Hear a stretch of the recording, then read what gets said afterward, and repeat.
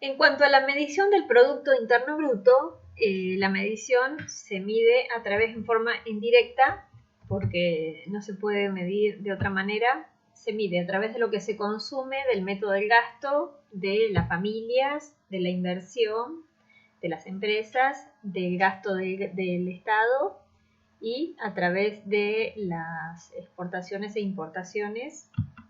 Otra es a través de lo que ganan los factores de producción, los asalariados, los empresarios, los dueños de los capitales y los dueños de los recursos de la tierra. Y otro es a través del valor agregado que se agrega en las distintas cadenas de producción, como en el ejemplo que nosotros hemos visto.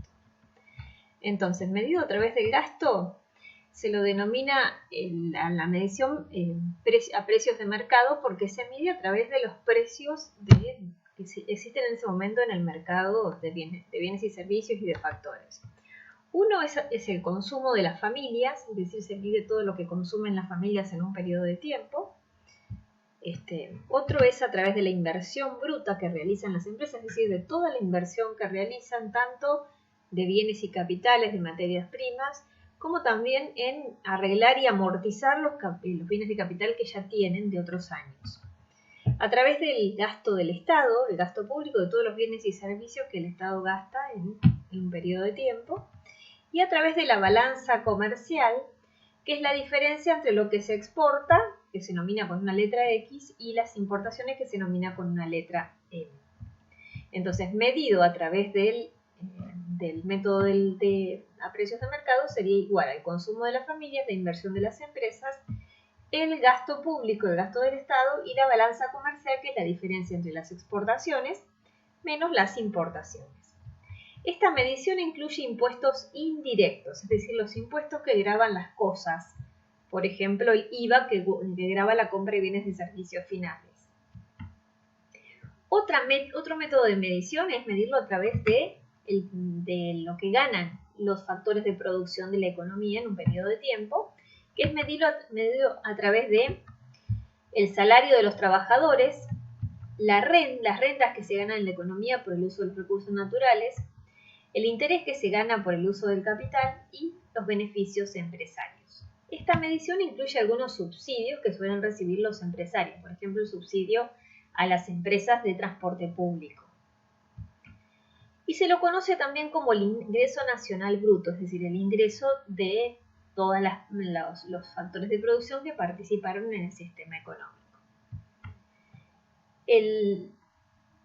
La medición del Producto Interno Bruto se representa de otras maneras para poder determinar ciertas cuestiones. Entonces, uno de ellos es relacionar determinar la inversión neta que hubo en la economía. Entonces, se le va a restar al Producto Interno Bruto el componente de las amortizaciones y el desgaste de la inversión de las empresas que tienen que ver con los bienes y los factores de capital que ya están en la economía, no con los nuevos.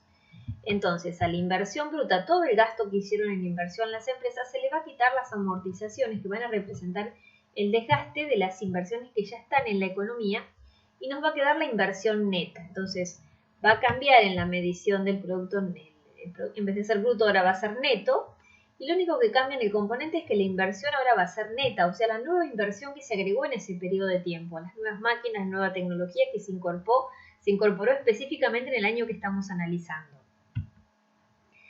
Después vamos a determinar cuánto es que ganaron los nacionales, o sea, los factores de producción que pertenecen al país.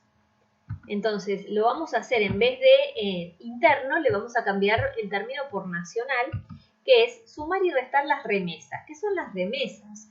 Son los envíos de los beneficios que las empresas que son multinacionales envían desde el país que están produciendo a su país de origen. Por ejemplo, una empresa norteamericana que esté en Argentina produciendo va a enviar sus beneficios cuando termine el ejercicio contable a su casa matriz en Estados Unidos.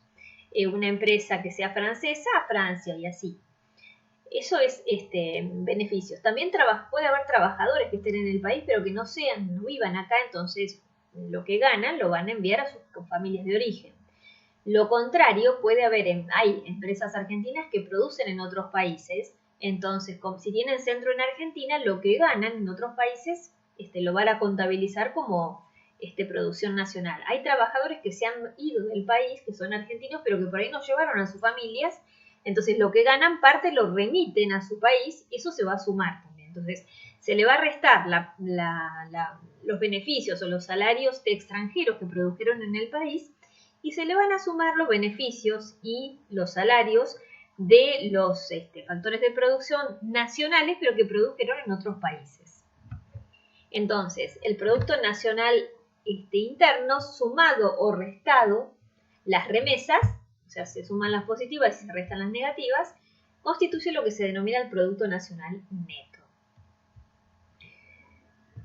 La medición siempre se hace en términos económicos, entonces si se lo mide a precios de mercado o a costo de factores, la medición en dinero es prácticamente la misma. Lo diferencia que el Producto Interno Bruto medido a precios de mercado contiene impuestos indirectos, por ejemplo, lo que se gastó en IVA, en el consumo, y el medido a costo de factores puede contener algunos subsidios a empresas. Entonces, el Producto Interno Bruto, si está medido a precio de factores, a precios de mercado, si le sumamos los impuestos indirectos y le restamos los impuestos indirectos y le sumamos los subsidios, es equivalente a la medición del Producto Interno Bruto medido a costo de factores, que es equivalente al ingreso nacional bruto de los factores de producción de una economía. Es decir que lo contrario, si a le restamos los subsidios y le sumamos los impuestos indirectos, va a dar igual a este otro. Es decir, que son mediciones en dinero equivalentes. Otra representación que hay que hacer es ver todo lo que, digamos, del pago a los factores de producción, parte se lo quedó en el Estado, y ver también cómo interviene el Estado dentro de la economía pagando transferencias. Entonces, vamos a calcular lo que se llama el ingreso personal, que es contabilizar las cargas sociales, es decir, por cada trabajador se pagan cargas sociales en concepto de obras sociales, en conceptos de impuestos al trabajo y de impuestos jubilatorios. Y también el Estado transfiere, por ejemplo, jubilaciones, pensiones y subsidios a las familias, y también las empresas en parte de lo que ganan no lo distribuyen, es decir, lo dejan dentro de la empresa, pero también el Estado se lleva una partecita de eso, que son los beneficios, los impuestos a los beneficios no distribuidos. Entonces, para calcular el ingreso personal, que sería todavía no terminando, pero sería, si hubiera una perfecta distribución del ingreso en el país, sería lo que cada familia o cada integrante del sistema económico ganaría, ¿sí? Sería el ingreso bruto nacional, habría que restarle las cargas sociales que se pagan, porque eso es una fuga que se va al Estado. Hay que restarle también los beneficios no distribuidos por el impuesto, que parte de ese beneficio queda en las empresas, pero se paga un impuesto. Y hay que sumarle las transferencias que paga el Estado por concepto de pensiones, jubilaciones, subsidios, como por ejemplo asignación universal por hijo, tarjeta alimentaria, becas, que eso también está en el sistema económico para, digamos, como dinero que va a las familias. Y eso es lo que se conoce como el ingreso personal. Todavía, para poder ver o poder llegar al ingreso de bolsillo, que sería si hubiera una perfecta distribución del ingreso, habría que restarle los que llamamos impuestos directos. Los impuestos directos gravan o a las personas o a las empresas. Un ejemplo es el de impuesto a las ganancias.